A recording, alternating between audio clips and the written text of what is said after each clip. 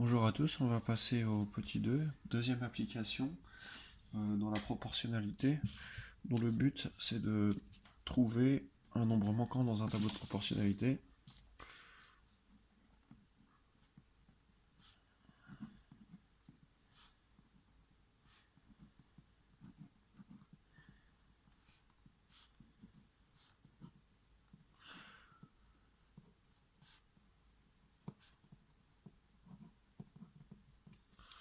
Dans ce petit 2, en fait, on saura déjà que le tableau est un tableau de proportionnalité. Imaginez un exercice où on sait qu'on a un tableau de proportionnalité et l'objectif c'est de trouver une case manquante dans ce tableau.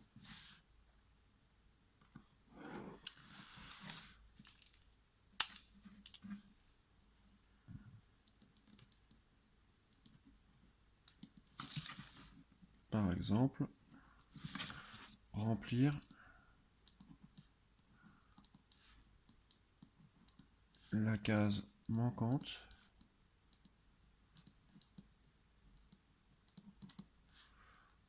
du tableau de proportionnalité suivant.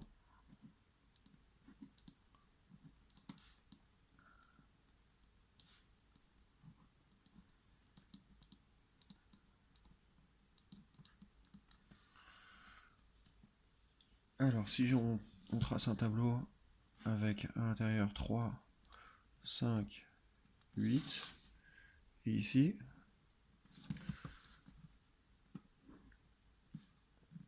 en bas à droite, la case est manquante.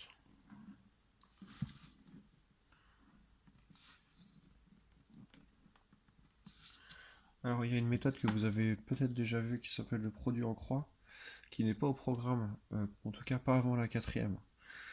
Du coup, je vous laisserai l'utiliser quand même pour ceux qui la connaissent, seulement quand ça ne sera pas précisé dans l'énoncé. Sinon, par défaut, il faudra appliquer la méthode, enfin par défaut vous pourrez utiliser celle que vous voulez, mais sinon, si l'énoncé le précise, il faudra utiliser une des méthodes qu'on va voir maintenant. Donc la première méthode qu'on va voir, c'est simplement le coefficient de proportionnalité.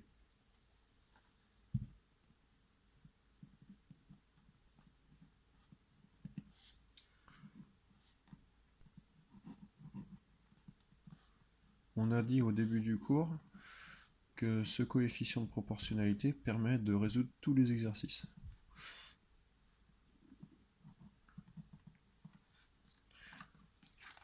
C'est un peu comme si à chaque exercice on revenait à la définition et qui permet de tout faire en fait, qui permet de tout démontrer. Toutes les autres méthodes découlent de ce coefficient de proportionnalité, y compris la méthode du produit en croix.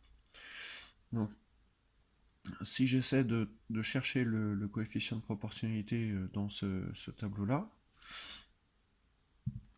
ici, je vais l'appeler K. K est égal à, on l'a vu dans la partie cours, deuxième ligne, divisé par première ligne. Donc ici, c'est 5 sur 3. Alors 5 sur 3, si vous essayez de taper à la calculatrice,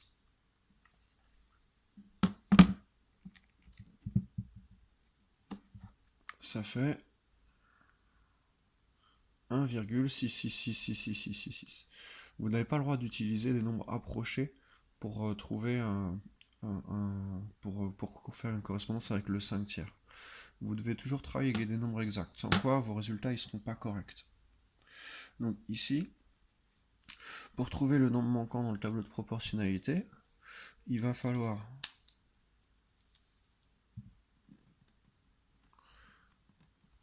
se souvenir que le coefficient de proportionnalité, c'est le nombre qui permet de passer de la première à la deuxième ligne en multipliant par le coefficient de proportionnalité. Donc pour trouver le nombre manquant, en utilisant le 5 tiers, il faut lire la flèche, dire point de départ de la flèche, c'est 8. On suit le chemin de la flèche fois 5 tiers, et ça va nous donner la flèche, qui est le résultat. Donc on lit le nombre manquant, c'est 8 fois 5 tiers, qui est le coefficient de proportionnalité, et c'est égal à...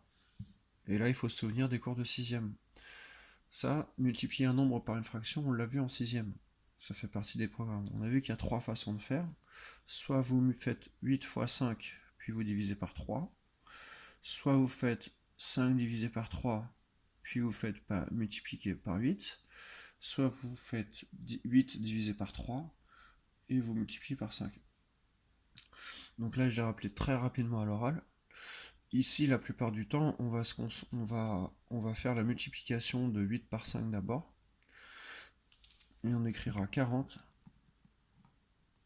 tiers. Ça, c'est notre résultat. N'essayez surtout pas de le transformer en nombre à virgule, sans quoi vous aurez une infinité de chiffres après la virgule. Et vous perdrez l'égalité.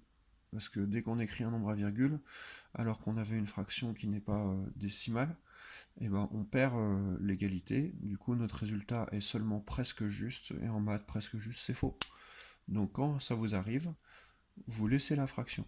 Et c'est une des choses qu'on fait en cinquième, en plus de la sixième, c'est que maintenant on peut avoir des tableaux de proportionnalité avec des fractions. Alors, cette méthode-là marchera tout le temps. J'ai fait exprès de prendre un exemple où, comment dire, un exemple pas trop facile. Maintenant, pour les autres méthodes, pour présenter les autres méthodes, je vais prendre des exemples plus faciles et qui sautent aux yeux. Méthode 2.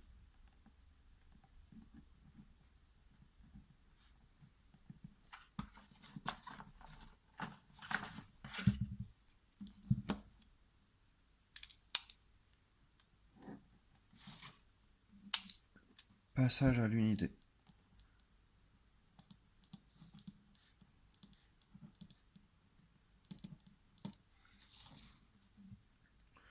Je vais prendre un tableau.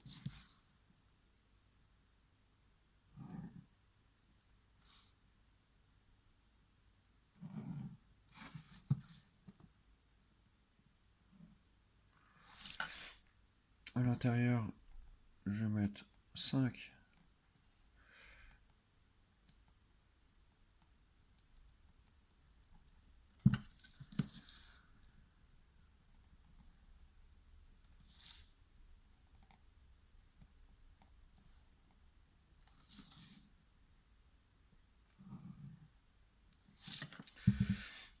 Donc même si encore une fois la méthode du coefficient de proportionnalité fonctionne, ici je vais forcer à rajouter une colonne de l'unité qui correspondra à 1. Donc passer à l'unité, ça veut dire je fais une étape supplémentaire.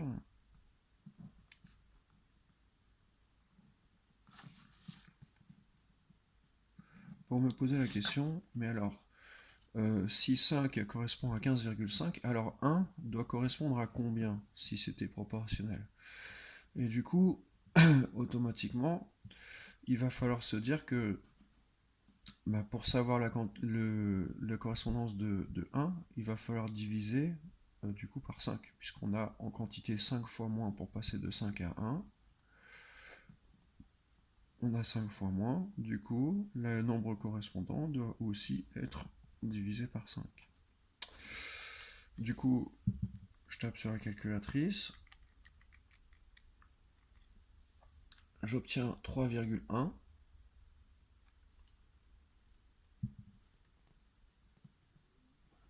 Qui est les résultats, il faut toujours mettre les calculs à côté, de 15,5 divisé par 5.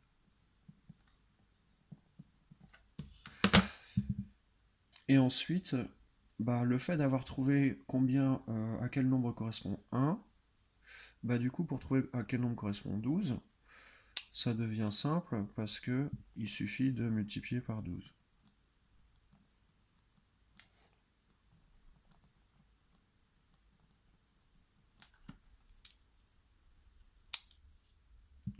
Du coup, le dernier calcul, c'est 3,1 multiplié par 12.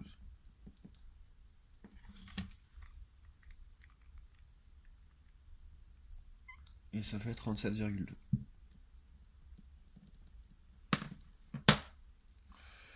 le nombre manquant est 37,2.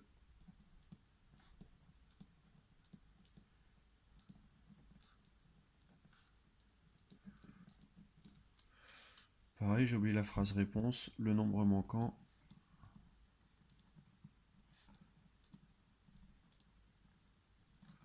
est 40 tiers. À propos du remplissage des tableaux, vous constatez que j'ai toujours laissé la case demandée vide.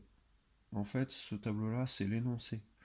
Donc si vous commencez à remplir le nombre manquant dans le tableau, c'est comme si moi, dans mon énoncé, je savais déjà le nombre manquant.